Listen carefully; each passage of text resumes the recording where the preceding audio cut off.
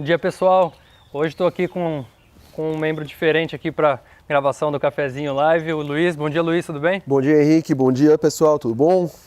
Pessoal, o Cafezinho de hoje, em que a gente comenta as notícias aí veiculadas quinzenalmente, né? Convido você novamente a se inscrever no link aqui no nosso blog para receber também as notícias aí do agronegócio brasileiro e mundial. Hoje a gente vai comentar algumas delas publicadas na semana passada. De cara aqui vou trazer uma notícia que vem se falando muito ao mundo inteiro, né?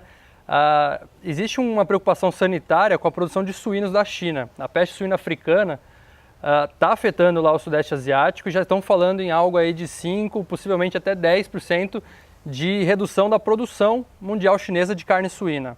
A China é responsável por praticamente metade da produção mundial. Essas 5% de redução da produção chinesa é mais do que a produção inteira do Brasil. Então a gente traz aí um ponto de atenção enorme, né, para você, seja aí produtor de suínos, porque o mundo vai precisar de mais carne de suíno, né, principalmente na verdade a China, mas também o contraponto para você que eventualmente produz grãos, né, um dos grandes ingredientes da ração de suínos, e isso poderia prejudicar um pouco, né, diminuir um pouco a demanda pelo grão. Mas tirando isso aí, né, já puxando um gancho na verdade disso, nesse ano o Brasil já aumentou em 250 mais ou menos por cento as importações e exportações no caso de carne suína para a China. E ao mesmo tempo, recentemente, foi reaberto o embargo que a Rússia tinha para importar carne suína. A Rússia era o principal importador de carne suína do Brasil. Então, o mercado suíno está muito positivo no âmbito mundial aqui para o Brasil. O Brasil está de volta, de portas abertas para o mundo e tudo está indicando que vai ter uma maior demanda. Você, eventualmente, pode estar pensando em crescer, mas a gente traz um ponto de atenção que eu queria que o Luiz comentasse um pouquinho aqui para a gente. O cenário está muito positivista aí, vou produzir mais, vou expandir a minha produção, no caso aqui a gente está falando de suínos, mas eu quero trazer isso para o agronegócio brasileiro como um todo. A gente traz que precisa ter muito cuidado com isso, né? São muitas decisões envolvidas e muita gente, por incrível que pareça, quebra crescendo, não é mesmo, Luiz? E eu queria que você exemplificasse, né, e trouxesse, como é que eu estou crescendo e eu tenho uma grande chance de quebrar ao mesmo tempo. Eu queria que você tecesse alguns comentários aí para o pessoal de casa a respeito disso, quais são os pontos de atenção e como é que esse crescimento pode se transformar numa catástrofe aí, quais são os pontos de atenção para que isso não ocorra. De fato, Henrique, e eu acho que eu até separaria meus comentários em dois grandes grupos. Né? O primeiro é onde a gente está avaliando, né, como crescer e quais os fundamentos que nós vamos utilizar dentro de casa para crescer. Né? Se a gente pegar até a história recente, né, mostra aí como a grande maioria dos produtores que infelizmente quebrou no passado recente, de fato quebrou crescendo. Né? Hoje há uma grande preocupação no crescimento, na expansão, com o aumento da capacidade instalada. Né? Então, se pegarmos aí um produtor de grãos, né, há uma grande preocupação quanto ao aumento da área plantada para uma maior produção.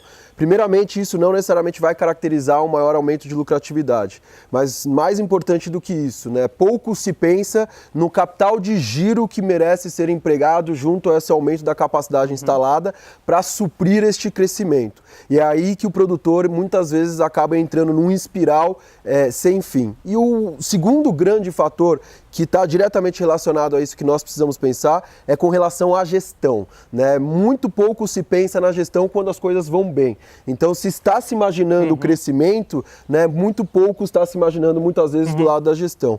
Quando você junta esses dois fatores, não pensar na gestão, com necessidade de capital de giro e de outros aspectos que não são pensados, aí a história é conhecida em muitos casos. E tentando fazer uma analogia do que você está trazendo, Luiz, basicamente eu poderia dizer assim que muitas vezes o pessoal está preocupado, vamos fazer uma analogia aí de um cozinheiro ou de uma cozinha, né? Preocupado em comprar novos fogões, mais panela e esquece que também precisa de dinheiro para comprar os ingredientes para isso. Exatamente. E o cara que vai nesse restaurante, ele só vai pagar pelo prato depois que o ingrediente foi comprado, depois que o prato foi né, cozinhado. E isso que é, de fato, o capital de giro e a gente precisa pensar da mesma forma quando a gente pensa na nossa lavoura, no nosso rebanho. Perfeito, perfeito. Então, pessoal que está imaginando crescer, cenário positivista, muito bacana, mas cuidado, né? Não deixe de avaliar todos os pontos, entre eles aqui os que o Luiz trouxe.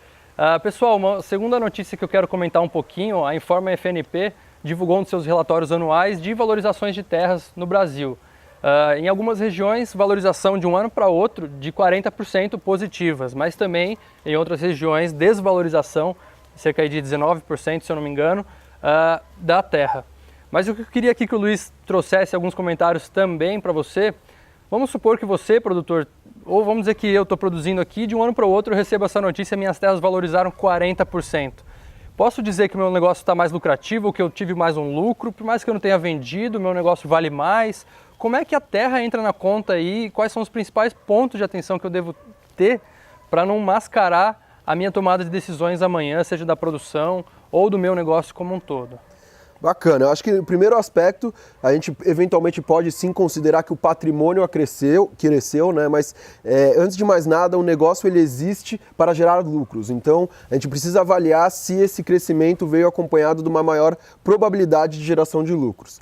E aí, quando a gente está pensando nesse aspecto da terra, né? A gente tem que pensar, olha, a valorização da terra faz parte do nosso negócio, né? Eu preciso ter esta avaliação ou eu vou simplesmente excluir a terra e nem considerar eventual valorização. Se a gente quiser considerar, a gente pode, né, eventualmente até pensar numa venda dessa terra para capitalizar e realizar um lucro, embora isso vai estar longe daquilo que é a produção agrícola, né? Até trazendo uma analogia aqui, muitas vezes que a gente acaba trazendo para o nosso dia a dia, é aquelas pessoas que eventualmente estão achando que estão dentro da sua moradia, dentro do seu lar, dentro da sua casa, ganhando dinheiro à medida que esse imóvel muitas vezes valoriza. O que acontece é, se essa casa ela existe para você morar, da mesma forma como você tem uma terra para produzir e o seu negócio é a produção, né? Se você tem essa casa para moradia, mesmo que você venda essa casa num valor maior que você comprou, você vai precisar comprar uma outra casa de igual valor. Ou você vai ter que sair da região, vai ter que buscar capitalizar em cima de outras oportunidades em relação a esse imóvel. E o mesmo deve ser pensado aí junto aí da produção agrícola e pecuária. Então, basicamente, né, isso configura sim o aumento do patrimônio, né, vamos dizer, mas é preciso separar isso do seu negócio para que você consiga tomar uma decisão, né? Porque, como você comentou, pô, se eu posso vender a terra, né, e reconhecer esse lucro, mas aí o que eu faço com a minha produção? Eu vou buscar outra para tomar as decisões. É interessante avaliar os pontos de vista separados, né?